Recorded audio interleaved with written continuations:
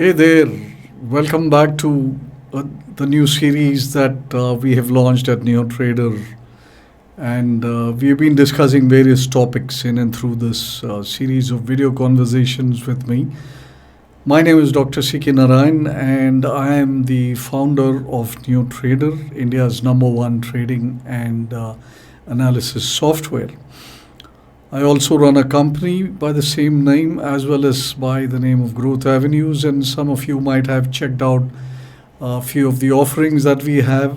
I have several YouTube videos out there, which, if you want to check them out, I think you might find them interesting. And I have several articles out on the press, on the web.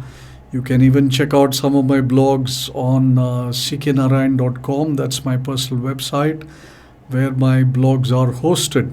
And the topic for today is cryptocurrency. Now, cryptos have been a very, very fascinating item for many of us. Not many of us have understood it, but certainly there seems to be a very high level of interest. Now, it's created a lot of noise, whether it's been moving up or it's been moving down, and it's been doing both of that by spades. Like when it moves up, it does this crazy up moves, which takes the breath away. And similar has been the situation when it drops. So since these moves have been very large, it has managed to catch the attention of most people, even if they are not trading it. And that includes me. I have not traded crypto till today. And so therefore, whether you're an active market player or a passive market player, it really doesn't matter, because crypto has got a little bit of our mind share. But the main reason, I believe, while people like me and many others have kept out of the crypto market, is that there was a lack of understanding as to what it is. That's number one. And the lack of understanding was largely due to lack of facilities, lack of information, lack of, any way for us to get involved with this market. And so that, I think, kept a lot of us back. Also, the regulations, etc., the law was not really too clear in that. And it didn't look like there were any fundamentals attached to this new asset class which came up. So this is probably the reason why most of us kept away. But that has really not stopped cryptos from multiplying like rabbits. And at the last count, I think there were several thousand cryptocurrencies which were available for trading. And even futures on cryptos have started. Different countries have a different outlook on what is crypto and whether it should be legalized, India included. And everybody has been more or less ambivalent about whether crypto is a good thing or not. And that situation seems to be so even as I speak today. Now in India, matters really took a new turn, if I may say that, when the Supreme Court set aside an RBI circular, I think about 2 years ago, that banned the facilitation of crypto trades by banks. And of course, this had gone a little bit unnoticed, but those who were involved with crypto immediately knew what this meant. And that, I think, really set off startups in the crypto world, and they suddenly burgeoned like mushrooms. And what also happened, because technology was, kind of improving by leaps and bounds. And what technology did, and what the smarter guys in the second round of crypto, the first round of crypto was, a few years ago when it just came in, and then it suddenly blazed away to about, let's say, $20,000, and then fell all the way back down to about $2,000, $3,000. And then at that point of time, all of us were completely convinced that this is just a fad. It's just some new thing which will just fade away. But that was not to be. And suddenly in the second round now, this is what I would call as the second round of cryptos. Crypto started from that 2, 3, 4, 4,000 kind of levels, and then it just kept going, and it reached something like $50,000 for a coin, and that was something absolutely amazing. And when that ruling I talked about, etc., and when that came around, what happened was that there was suddenly a simplification of the process.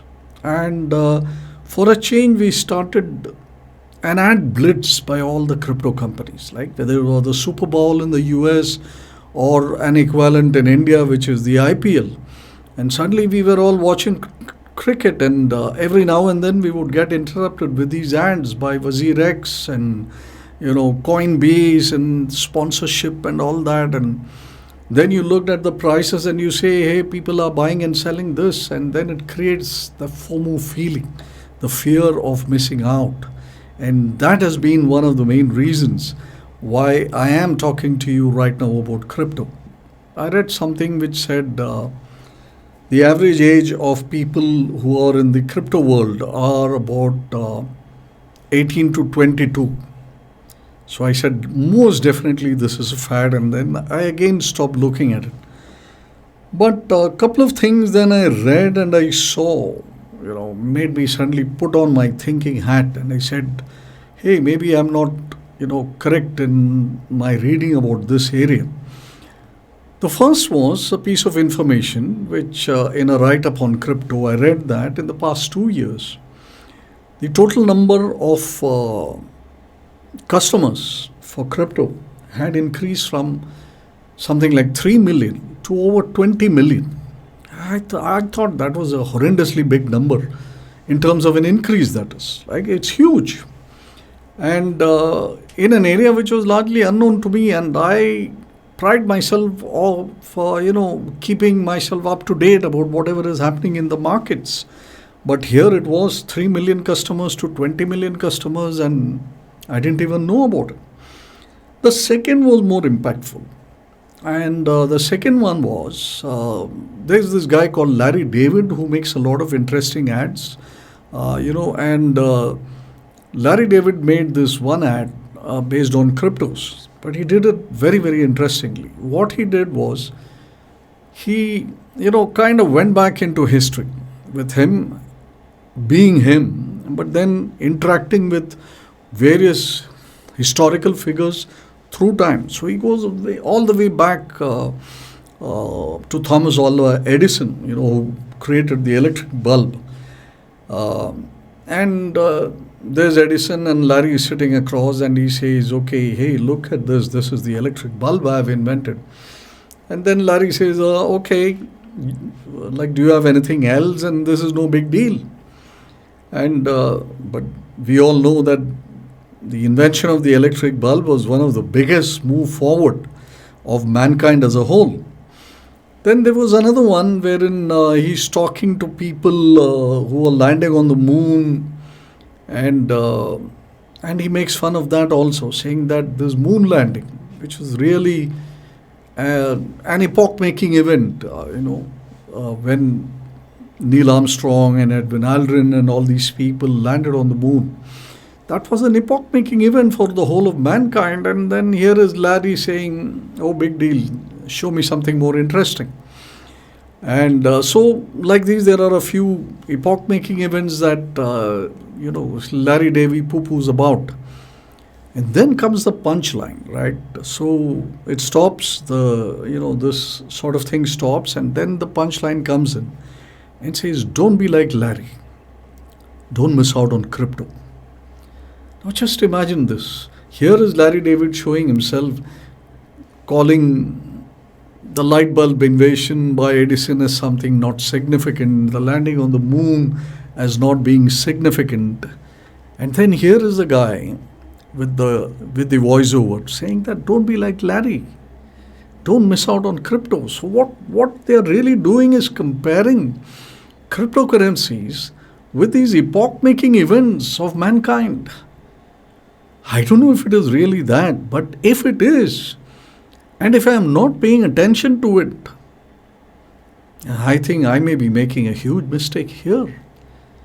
So when that thought struck me, I said I need to do some reading and more researching into this area. So when I read up, one of the most striking points that I learned was that the supply of Bitcoin is actually finite. So while all the time I was thinking that there was no fundamentals associated with any of these crypto coins, etc., the very fact that Bitcoin is something finite in supply, then it kind of connected the dots in my mind, where I had been reading over a period of time that most of the gold speculators are now actually switching over to putting their money into cryptos. And then I thought, okay, gold is a reserve currency of the world. It has always been for millions of years. But if there are people who are now thinking that they should switch to crypto from gold, then it could possibly be linked to this aspect, perhaps. I mean, I may be completely wrong in this, but this is my thinking, that if bitcoins are going to be finite, then their value should keep going up as so long as the interest in cryptos remain. So that was a big thing. I don't know if it's going to remain forever like that, but so long as people are shifting from gold into crypto, of course, right now gold is on a run because of this Russia-Ukraine war. And so leaving that aside, I thought this was a pretty finite thing which I should take a look. Next was that, crypto is completely technology driven, right? And technology is an area that is currently attracting very high quality talent, as well as it is attracting all the VC money, the PE money, and today anything that is disruptive, and that is where technology is really playing its role, being disruptive in various ways with whatever we used to know and learn and do, and is meeting with very high interests, and that means crypto and something else like NFT, non-fungible tokens, etc. And these are all creating big waves. And you know what is interesting? Typically, talent goes into those areas where disruption is happening, right? And historically, investment always follows talent. So if technology is enabling all these areas to become disruptive and talent is going there, do you remember I said most people involved in it are in the age group 18 to 22? So it's not a leap to conclude that people involved in that area working in any manner connected to it will also be the younger set. And there's a huge talent pool out there, and investment tends to follow talent. And that's a very, very critical point. And when I checked out about this investment, I was astounded to learn that 83% of the about $524 million of funding which was raised in 2021 went into cryptos, into startups directly linked with cryptos. Now that was really flabbergasting. The money just seems to be pouring into these areas which everybody says is high risk, but then capital goes wherever higher returns are there, and of course with higher returns do certainly doubled up with high risk. Now, for example, Polygon took in about $450 million and recently, and it is very clear that sectors that are technologically disruptive, but at the same time capable of growth and of filling important gaps in the market. I'll repeat that again. Sectors or which are technologically disruptive, right? And at the same time are capable of growth and filling important gaps in the market is where all the action is shifting.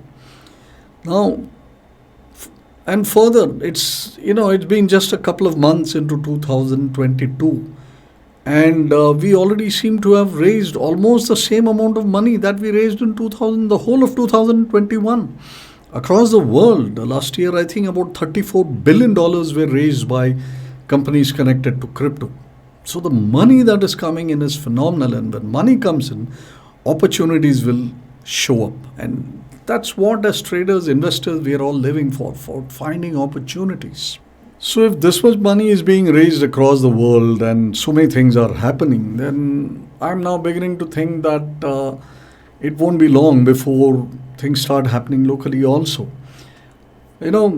I'm wondering, I was part of the markets in 70s and 80s when our stock markets were actually a kind of a club, right, where people used to work in that manner. But then see what has happened to the stock markets.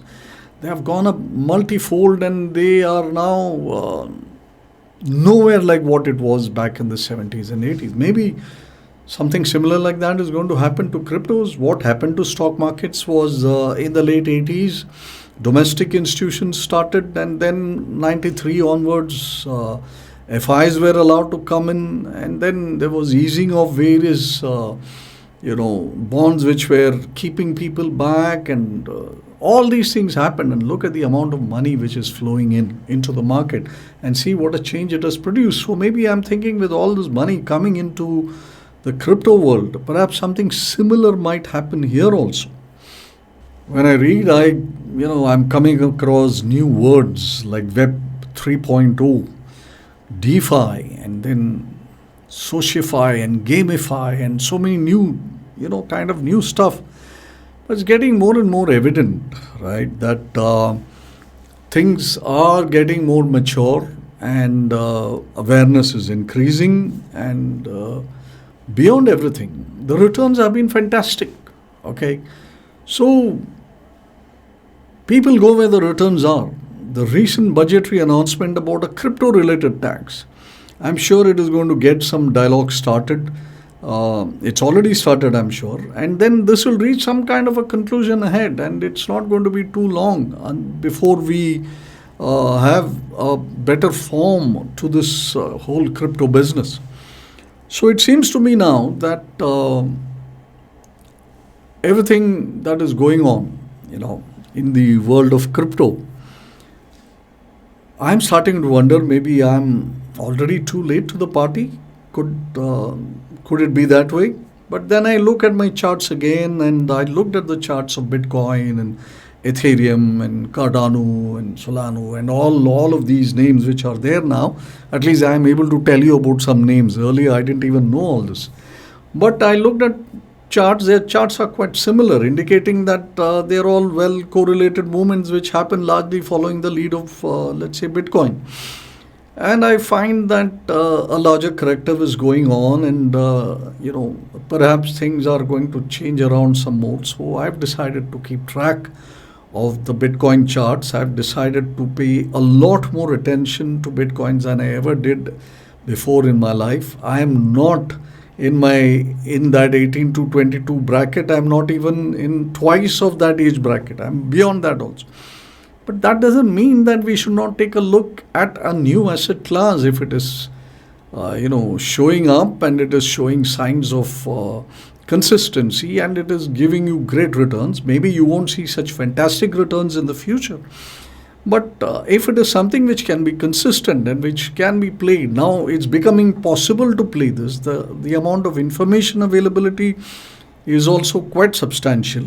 And players have become mature, and more systems are getting in place, and eventually the laws will become clear, and systems will get defined and all that. So I'm thinking that I would now be, not exactly a player, not immediately until I learn more about this. But cryptocurrencies just got added to my portfolio of asset classes that I'll be tracking. Now, I'm not going to be providing any services on it because I don't know enough of it to tell others. So I am on a learning path, and I know there are many, many friends or people like me out there who are completely overlooking this emerging new asset class. And my message here is quite simple. I think the noise that is getting made and the changes which are happening are just too big for us to ignore this as an asset class. So just wanted to share these thoughts, and I wrote a blog on it. This is available on our website. Like I said, this video will be available on my website. It will also be put up perhaps in YouTube, etc. There'll be a link with this video where you can follow what I am doing in various areas of the market. And if you like what I shared with you, either in this video or on earlier ones, and you may want to subscribe to our channel, and would also help us if you like, share and subscribe this video with your friends and acquaintances. And oh yes, do remember to crush the bell icon so that you will be updated every time we have a new update for you, either from me or my team at Neo Trader. Until the next time, goodbye.